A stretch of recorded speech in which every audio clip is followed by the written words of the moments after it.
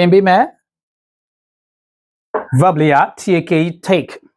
take တလုံးနဲ့သုံးလို့ရတယ်နော် take ကဒီနေရာမှာယူတာတို့ဘာလို့ပြောတာမဟုတ်ဘူး take ကြာတယ်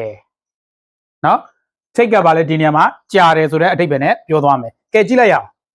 နံပါတ်1ကျွန်တော်သင်တာက verb တလုံးရပြီဆိုလို့ရှိရင်စာကြောင်းလေးတွေဖွဲ့ပေးတယ်စာကြောင်းလေးတွေဒီစကားပြောဖို့အတွက်ဟုတ်တယ်နော်စကားပြောဖို့အတွက်ကဲကြည့်လိုက်ရအောင် take ကိုပြောတယ်ကြာတယ်ဒီမှာ it ဆိုတဲ့ကောင်ထည့်ပေးရတယ်ဟုတ်တယ်နော် it takes သူ့ရဲ့နောက်မှာကြာတဲ့အချိန်လိုက်တယ် it takes ကြာတဲ့အချိန်ကဘာလဲ2 hour အဲ့ဒါကို hour နဲ့မထွက်ဘူးနော် hour လို့တော်တော်များများထွက်ကြတယ်မဟုတ်ပါဘူးနော် hour h တန်ပြောက်တယ် ou က hour ပဲနော် hour hour အဲ့ဒါကို hour ပသိမ် hour ပဲကြိုက်တယ်နော်ကျွန်တော် hour မကြိုက်2 hours h တန်ပြောက်တယ်နော်2နာရီကြာတယ်တဲ့ဘာနဲ့လဲ by bus car နဲ့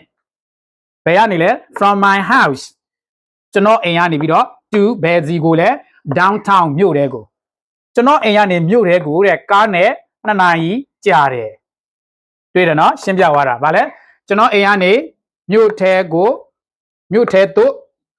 ကားနဲ့ဘတ်စကားနဲ့2နာရီကြာတယ်အဲ့ဒါကြောင့်မို့မြန်မာလိုတိတ်ပဲကြာတယ်လို့ပြောပြလိုက်တာနော်ကဲနောက်တစ်ခုကြည့်အောင်နံပါတ်2က not ပါတယ်နော်အငင်းစာကြောင့် it does not take မကြာဘူးတဲ့2 hours 2နာရီ by bus ကားနဲ့ from my house ကျွန်တော်အိမ်ကနေ to downtown မြို့ထဲသို့ဟုတ်တယ်နော်ကဲနောက်တစ်ခုကနံပါတ်3ဒီမေးခွန်းဖြစ်တဲ့ yes no မေးခွန်း yes no မေးခွန်းအတူကောက်ပဲဒီမှာပြန်လုပ်ပေးထားတယ်နော်အဲ့ဒါဆိုလို့ရှိရင်ဒီအခုကရိယာဖြစ်တဲ့ does ကိုရှေ့ပို့လိုက်တယ်နော်ဒီမှာနော်ရေးထားတဲ့ပုံစံတိုင်းရှေ့ပို့လိုက်တယ် does it take ကြာလားကြာသလားကြာလား2 hours 2နာရီ by bus ကားနဲ့ from your house မင်းရဲ့အိမ်ကနေ to downtown မြို့ထဲကိုမင်းရဲ့အိမ်ကနေမြို့ထဲကိုကားနဲ့2နာရီကြာလားဟုတ်ကဲ့ကြာတယ်ဆိုရင် yes it does နဲ့ပြောတယ်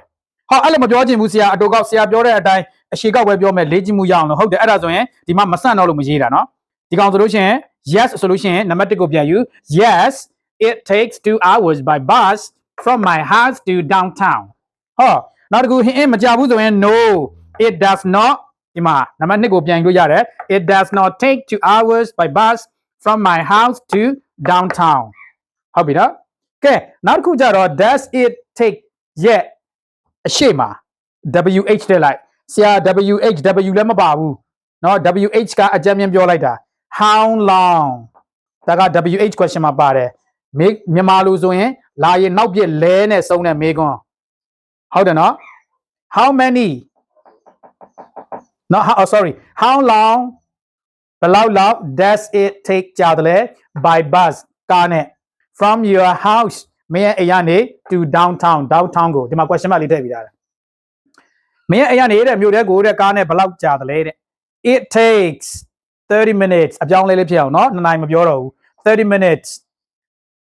it ကြာတယ်30 minutes ကြာတယ် by bus ကားနဲ့ from my house to downtown ကျွန်တော်အိမ်ကနေမြို့ထဲကိုကားနဲ့30 minutes ကြာပါတယ်ကဲအင်္ဂလိပ်လိုပြောပြမယ်